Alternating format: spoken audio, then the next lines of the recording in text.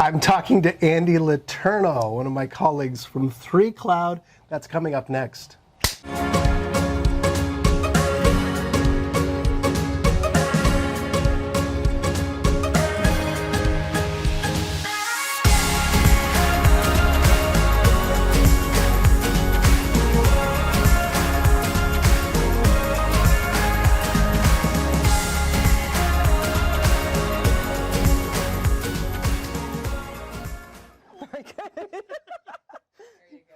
All right, Andie, first of all, tell me about the clapperboard. Where did this come from? Okay, this is actually from SacraCon. I forgot what year it was, but 2005 it looks like. It says that on the back.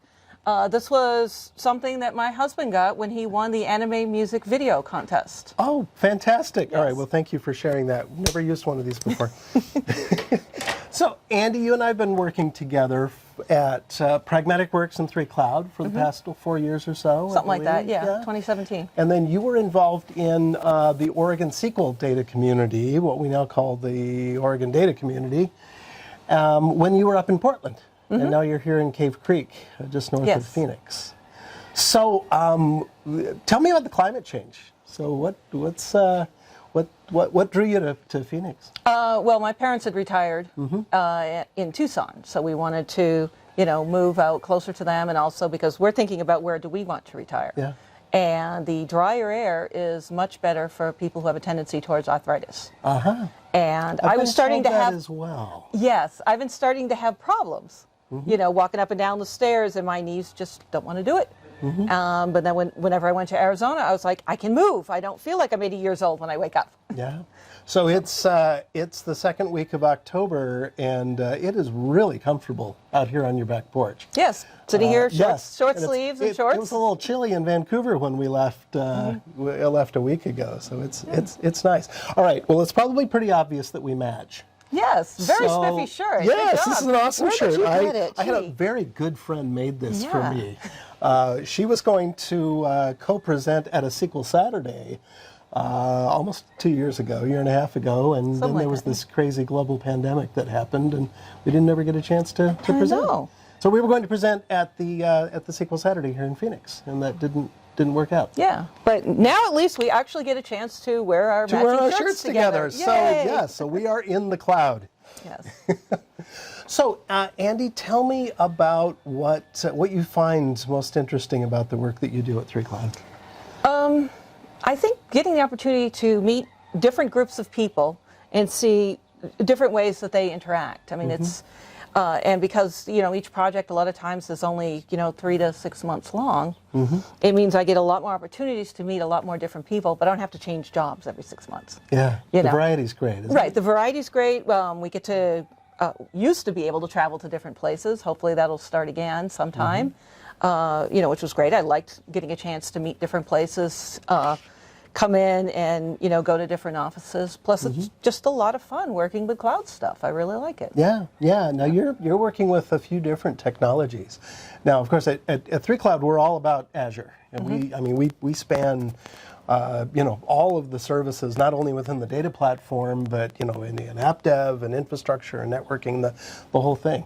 Now, traditionally, you've been working with SQL Server for quite a while, and I know that you're pretty adept. Since SQL Server was a little baby, I started. Yes. But lately, I know that you're working with Azure Synapse Analytics. You've worked with Azure Databricks. So, you just in a nutshell, what's interesting about these new cloud technologies? It's different. Yeah. It's each of them has a different language to work with. They have a different combinations of things that you can do with them.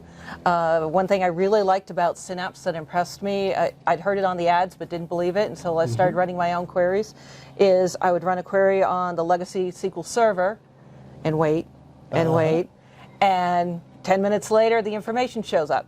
I do it in Synapse and it's up there in a few seconds, and it's the same query, the same data.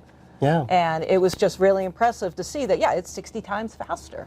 Right. And you don't believe it until you see it, and then you're like, no, I don't want to query your old system. I'm going to query this one because I get the answer back faster. When you have 60 servers running in parallel, running those massive distributed queries, that makes a big difference. It was very impressive, and I was like, that is really fun. Good. Well, and you, one thing I've kind of noticed is that you're not shy about stepping up and trying new things. I when like it comes new to stuff. working Yeah. with new tools and new languages. You like to challenge yourself. Yeah, to me, it's more fun to learn something new. It was like, I started studying some Databricks, and I said, give me a Databricks project, please. And I finally got on, I got my first Databricks project, had somebody else who was more of an expert than I, of course, on there with me to help me out through the code. And now this one, we're actually using Synapse Spark, which is very similar to Databricks, but not quite the same. So I'm kind of now learning something new, finding out, okay, well, how much of that code can I reuse, and how much of it do I have to completely rewrite, because Synapse Spark is not the same beast. It's close, but not quite. True. Within 3Cloud, we have our internal communities, and we're as a company, we're upwards of 250, 300 people now. We're pushing those numbers. And we have internal communities around the technologies and the tools that we use. But then we also have, external communities. So, I know that you've been involved in user groups, and you've attended, in the past conferences like the past summit. So let's start with that. Okay. So what do you find most interesting, and where do you find value in being involved in the larger data community out in the world? Yeah, the first many times that I went to the past summit and other ones, it was pretty much solely just I needed to learn. I needed to absorb all the information to help me, build out my background in technology. And I realized that those big conferences, you got all day long, you've got, 8 hours a day for 3 days of just training in person where you can actually have the chance to ask questions. Then I started to get to know some people and realized, wow, now I can go ask them some of the advanced questions, even outside of the actual conferences. So I started learning that networking was a good thing, and that actually, to some degree, helped me get some of the jobs. When I started working at Pragmatic Works, when I went in to interview, the people that I interviewed with happened to be people that I had met at PASS, because they were in the Pragmatic Works booth, and I had talked to them beforehand. Nice. So it kind of made it a little easier to interview because I already knew these people. Yeah. Rather than meeting strangers, and they already knew something about me. Okay. So. How about our internal communities at 3Cloud? How I don't know, what do you enjoy about the company culture and how we work together? I feel that a lot of people feel free to actually ask questions. They're not afraid to ask questions, try to learn, and to admit, well, I don't know something, but I'm pretty sure there's at least 5 people in our group that does know the answer. And I think that it's wonderful that anytime I've sent out an SOS, that there's been at least 1, maybe 2 people who have come back and said, oh, I've got the answer here, let me help you. Yeah. And we have a Teams channel within 3Cloud called SOS. Right. When somebody's working on a project, they're challenged with something, they say, hey, here's my problem, SOS, I need some help. And it spawns mentorship and guidance, and sometimes none of us know the answer, but we're willing to kind of jump in and look at it together. Right, yeah, and that's what's nice, is that even though we're all over the country, it's almost like being able to go over to somebody's desk and ask them a question, but at least this way, though, you can send out a broadcast help, and then somebody from anywhere who's got time can be able to answer it, rather than trying to tap a bunch of people on the shoulder in the office until you find the right person. Yeah. I think in a lot of different jobs and different roles, when somebody knows how to do something, that's valuable to them, and they might hold on to that and might not be willing to share so much. What's different about our work? Everybody seems to be willing to share, which is great. And you ask questions, somebody's like, oh, here's a sample code, or they'll say, oh, it's on my blog post, and here's the URL.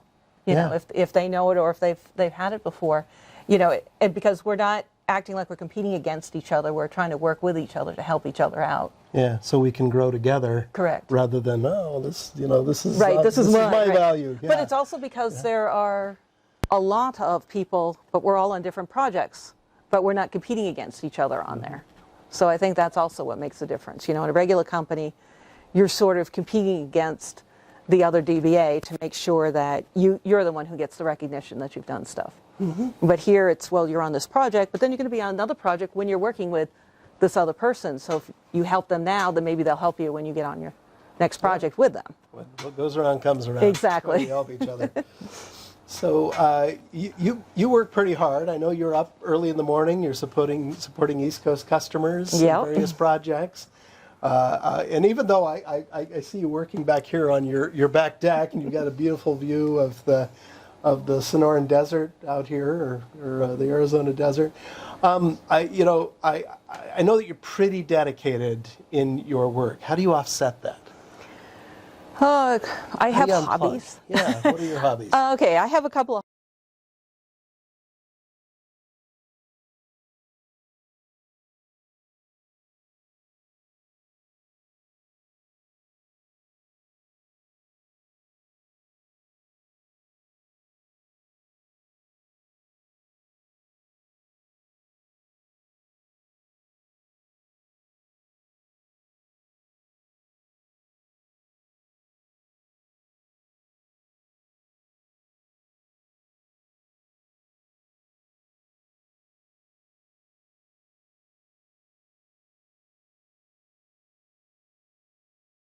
And not only are you a very accomplished clothing maker with the sewing machine, but you also collect antique sewing machines. Yes, I do. I have 25 sewing machines, and I have a couple of embroidery machines. So I have a 15-needle embroidery machine that, I embroider the shirts for my husband, and I've actually sold shirts to some of the local businesses who, they want to do a small order of about, maybe 5 to 10 shirts. They ask me because most of the stores, you have to have at least a dozen or more. Okay.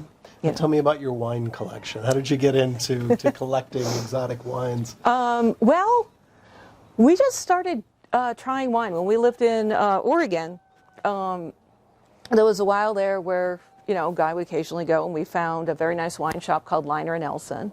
And he would go in there and he'd taste wine.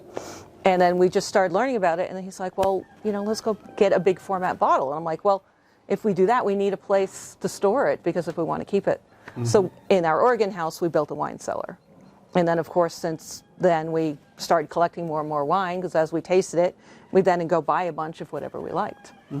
And over time, it builds up. You were telling me that your first Power BI project was based on the inventory of your wine collection. Indeed it was, yes. Awesome. It was a lot of fun. It was good data, and it showed me, what exactly my wine cellar looks like.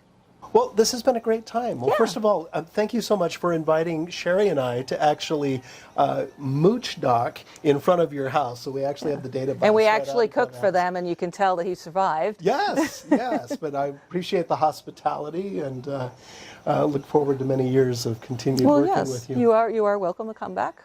Awesome. Thank you. right. You heard it here.